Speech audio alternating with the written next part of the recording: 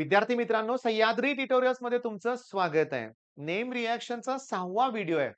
पहिले 5 व्हिडिओ तुम्ही बघितलेत. कन्सिस्टन्सी आहे तुमच्याकडं. तुमच्याकडे तेवढं पेशन्स आहेत. तुम्ही हा व्हिडिओ बघताय म्हणजे यश मिळणार हे लक्षात घ्या. मी तुम्हाला क्लिअरली सांगू का? एवढा कॉन्फिडन्स वाढणार आहे, की नेम रिएक्शनचे 10 ते 15 प्रश्न सीईटीत येणार म्हणजे येणार. वायवा सीरीज तुम्ही जर बघत असाल त्यातले 30-35 प्रश्न येणार. म्हणजे सीईटीत केमिस्ट्रीत पैकीच्या पैकी मार्क मिळणार आहेत आपल्या लक्षात घ्या. मग मी सुरुवात करतो वेळ न घालवता. ओके, पण चॅनलवर नवीन असाल तर आमच्या ह्या सीरीज नक्की बघा आणि चॅनलला सबस्क्राईब केल्याशिवाय जाऊच नका. लक्षात घ्या, व्हिडिओ शेवटपर्यंत बघायचा आहे. मी शिकवतोय कसं बघा लक्षात घ्या, की इथे मी एक रिएक्शन घेतलेली आहे. ओके, याच्यामध्ये मला काय दिसतंय ॲसिटोन. म्हणजे हा एक कीटोन आहे, पण त्या कीटोन मध्ये माझ्यासाठी हा ग्रुप अतिशय महत्वाचा आहे. इथं CH3 असू दे आणि इकडे कुठलाही ग्रुप असू दे. मिथिल असू दे, इथिल असू दे, एन प्रोपिल, आयसोप्रोपिल कुठलाही ग्रुप असू दे. याला मी म्हणणार आहे मिथिल कीटोन. याला मी काय म्हणणार आहे? Methyl ketone. बरं. त्याची रिएक्शन NaOH आणि आयोडीन बरोबर झाली. म्हणजे ऑन द स्पॉट या दोघांची रिएक्शन हे तयार होणार आहे. म्हणजे इन सिटू म्हणतो आपण तसं. हे सोडियम हायपो आयोडाइट आहे. ओके. जर इथं मी क्लोरीन घेतलं तर सोडियम हायपोक्लोराइट. सोडियम हायपोहलाइट म्हणूया जर हॅलोजन म्हणलं तर. जेव्हा या दोघांची रिएक्शन होते तेव्हा ह्याच्यात कार्बन किती बघा 1, 2, 3 कार्बन आहेत. पण ज्याचं जेव्हा सोडियम सॉल्ट तयार होतं तेव्हा 1 कार्बन कमी आहे. 2 कार्बन इकडे आहेत. मग 1 कार्बनचं काय तयार होतंय? तर इथं आयडोफॉर्म तयार होतंय. ही नावं ऐकलेत तुम्ही? Chloroform, okay. भूल देण्यासाठी वापरतात. आयडोफॉर्म हे सगळं हॅलोजन डेरिव्हेटिव्ह या टॉपिकमध्ये शेवटच्या पेजवर दिलंय. क्लोरोफॉर्म, आयडोफॉर्म, त्याचे युजेस वगैरे सगळं दिलंय बरं का. पण ही जी रिएक्शन आहे, ह्याच्यात तयार काय होतंय रे? आयडोफॉर्म. काय तयार होऊ शकतो? क्लोरोफॉर्म. म्हणजे ही रिएक्शन आहे. आता इथून पुढे लक्षात ठेवायचं, की या रिएक्शनचं नाव आहे हॅलोफॉर्म रिएक्शन. बरं, जेवढे कार्बन आहे त्यातलं 1 कार्बन कमी करा, सोडियम सॉल्ट तयार करा. CH3COO Na+ हे दोघं केले. हा आयोडीन इथं येईल आणि आयडोफॉर्म तयार होईल. बरं. ट्वाइस NaOH पण तयार होतंय. म्हणजे इथं पहिली गोष्ट म्हणजे ही रिएक्शन फक्त कीटोनसाठी आहे का? नाही. Acetaldehyde is the only aldehyde which gives haloform reactions. माझी कंडिशन काय? की हॅलोफॉर्म साठी मला CH3 ग्रुप पाहिजे म्हणजे पाहिजे. मग असं घेतलं तर मी 1, 2, 3, 4 कार्बन घेतले. या कार्बनला जर मी OH ग्रुप घेतला आणि इकडं मी जर CH3 ग्रुप घेतला, तर एक गंमत करतो रे. मी असं घेतो लक्षात घ्या. इथं मी अल्किल ग्रुप कितीही मोठा असू दे. म्हणजे मला सेकंडरी अल्कोहोल चालेल आणि सेकंडरी अल्कोहोलमध्ये दुसऱ्याच कार्बनला मला OH ग्रुप पाहिजे, की जेणेकरून इथं मला पुन्हा आला का मिथिल ग्रुप. म्हणजे माझ्या डोक्यात आता फिक्स आहे. हॅलोफॉर्म म्हटलं की मिथिल ग्रुप पाहिजे. मग अल्डिहाइड चालेल का? चालेल ना. acetaldehyde is the only aldehyde which give haloform reaction. Ketone, सगळे कीटोन नाही. Only methyl ketone. म्हणजे कीटोनमध्ये 2 अल्किल ग्रुप असतात. मला मिथिल पाहिजे. दुसरा कुठलाही असू दे. त्याच्यानंतर अल्कोहोल सेकंडरी चालेल मला लक्षात घ्या. म्हणजे अल्कोहोल, अल्डिहाइड आणि कीटोनसाठी हॅलोफॉर्म रिएक्शन आहे, की ज्याच्यामध्ये आता सगळं तर सांगून झालं. मग आता पुस्तकात काय तेच दिलं असणार आहे.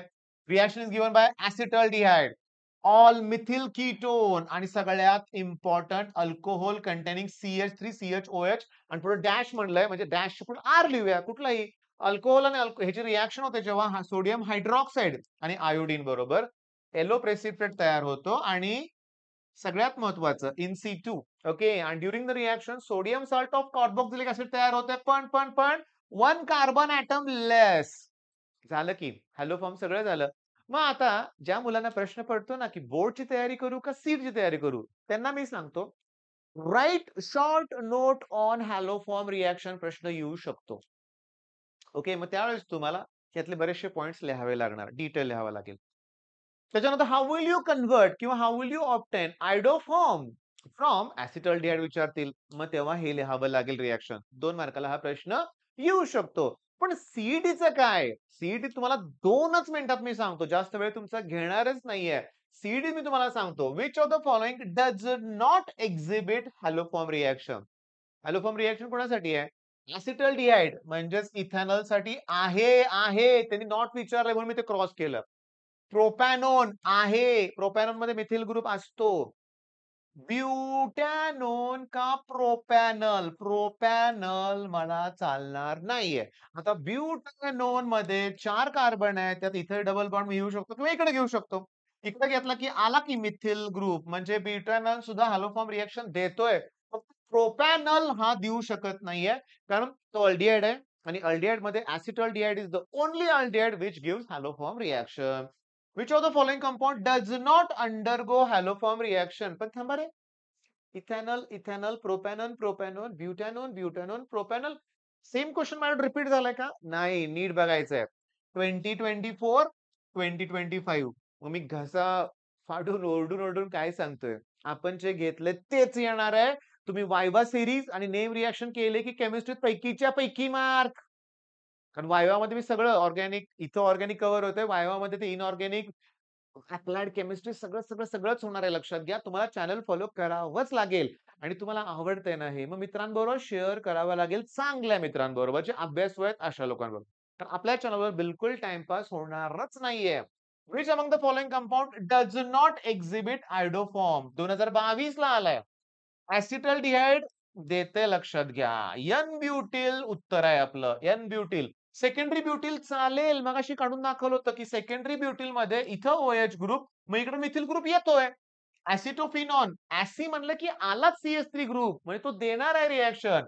हे देणार आहे आणि त्यांनी डज नॉट म्हणलंय. मग एन ब्युटिल अल्कोहोल देणार नाही कारण त्यात OH ग्रुप ज्या कार्बनला अटॅच आहे त्याच्या ठिकाणी CH3 ग्रुप नाहीये लक्षात घ्या. मग चला हा 2022 चा प्रश्न तुम्हाला ॲज अ होमवर्क देतोय. ॲज अ होमवर्क देतोय. प्रश्न आहे की काय तयार होणार? इथं जर आयोडीन असेल तर कुठला होमवर्क दिलं मी सोडून फॉर्म तयार होणार. 2, 3 किंवा 4 सेकंदाचं काम आहे. सीईटी मध्ये मी तुम्हाला सांगतो केमिस्ट्रीचा पेपर 20 ते 25 मिनिटातच सोडून पाहिजे मला तुमच्याकडून. आणि उरलेला वेळ मला फिजिक्समध्ये वापरायचा आहे. म्हणजे मला मॅथ्स, फिजिक्स आणि केमिस्ट्रीमध्ये मला 100 आउट ऑफ 100 मार्क तुमच्याकडून हवे आहेत. सीईटीमध्ये टार्गेट हेच, कमीचं टार्गेट ठेवायचंच नाहीये. मग अशा रीतीनं हे लेक्चर थांबवतो इथं. मोजून 5-7 मिनिटाचं काम आहे हे. सांगतो. Wurtz reaction, Fittig reaction, Wurtz Fittig reaction, Swarts reaction, Finkelstein reaction, अजून कुठल्या रिएक्शन्स घेतल्यात त्या सगळ्या बघा. आपल्या अगोदरच्या नेम रिएक्शन मध्ये कोणत्या सीरीज घेतल्या आपण, कुठल्या रिएक्शन घेतल्या त्याचे नोट्स बनवा ना रे तुम्ही. कारण आपल्याला सिरियसली प्रामाणिकपणे कष्ट हे घ्यावेच लागतील.